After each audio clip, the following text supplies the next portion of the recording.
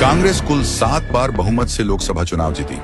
उसके बाद देश में आया वोटर आईडी कार्ड का सिस्टम और फिर कांग्रेस दोबारा कभी बहुमत ना ला सकी। जी हां, है ना चौंकाने वाली बात। 1984 के बाद से आज तक कांग्रेस को बहुमत नसीब नहीं हुआ।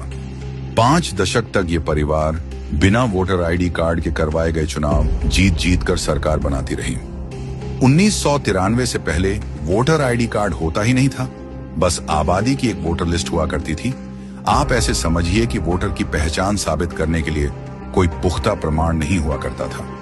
नतीजा, तब के अखबारों में आपने धड़ाधड़ फर्जी वोटिंग, बूथ कैप्चरिंग, मर चुके लोगों के नाम से वोट और प्रशासन पर दबाव की खबरें छपा करती थी।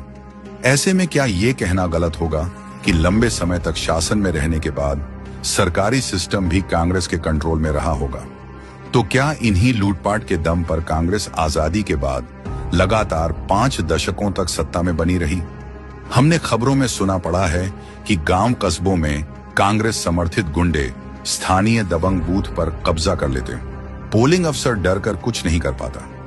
1987 के कश्मीर चुनाव की धांधली का पाप इतिहास में दर्ज है। कांग्रेस के समय चुनाव में हुई इन गड़बड़ियों की बात तो कांग्रेस नेता शशि थरूर भी कबूल कर चुके हैं। दिल्ली कांग्रेस के नेता संदीप दीक्षित कांग्रेसी काल के बूथ लूट की कहानी उजागर कर चुके हैं। देखो पहले क्या होता था, क्योंकि उन्होंने प्रत्यक्ष भी देखा है कि भाई आए, हम लोगों ने ठप्पे लगाए, ठीक है, 100 वोट पढ़े, उसके बाद हम लोगों ने 25, 30, 50 वोट अपनी तरफ से डाल दिए। पूर्व कांग्रेस नेता कीर्ति आजाद ने तो यहां तक बताया कि उनके पिता के लिए कांग्रेस के लोग बूथ लूटा करते थे। कांग्रेस के समय चुनाव में धांधली का आलम यह था कि 1952 में जब मौलाना आजाद रामपुर से चुनाव हार गए तो नेहरू ने उत्तर प्रदेश के मुख्यमंत्री को धमकी देते हुए कहा कि अगर मौलाना नहीं जीतेंगे तो तुम मुख्यमंत्री नहीं रहोगे। इन्हीं धांधली को रोकने के लिए भारी खर्चों से 1993 में चुनाव आयोग ने फोटो वाला वोटर आईडी कार्ड और एपिक नंबर लॉन्च किया।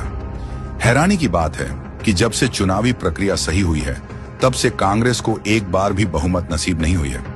कांग्रेस की सबसे बड़ी ताकत छिन गई और बौखलाकर कांग्रेस वोट चोरी, ईवीएम हैक और चुनाव आयोग पर सवाल उठाती है, लेकिन असलियत यही है कि वोटर आईडी कार्ड आने के बाद से उसकी चोरी बंद हो चुकी है।